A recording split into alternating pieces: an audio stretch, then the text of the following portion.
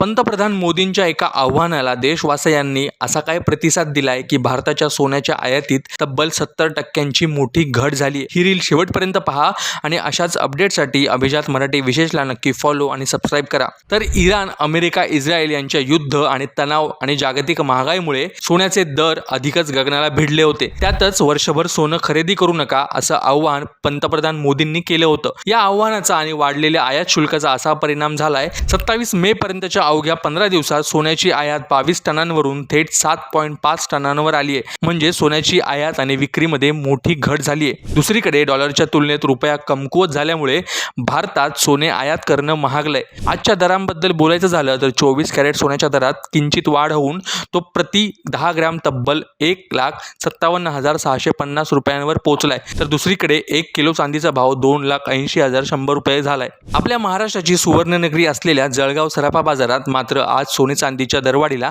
Break लागलाय. जळगावात आज सोन्याचा दर प्रति 10 ग्रॅम 1,55,000 रुपये आणि चांदी 2,64,000 रुपये प्रति किलोवर स्थिर आहे. अमेरिका इराण युद्धाची अनिश्चितता आणि महागाईमुळे लोक सुरक्षित गुंतवणूक म्हणून अजूनही सोन्याकडे पाहत आहेत. पंतप्रधान मोदींच्या आव्हानानंतर सोन्याच्या आयातीत झालेल्या 70%च्या घसरणीबद्दल तुम्हाला काय वाटतं? तुम्हीही यावर्षी सोनं खरेदी करणार आहात का? कमेंट्समध्ये नक्की सांगा.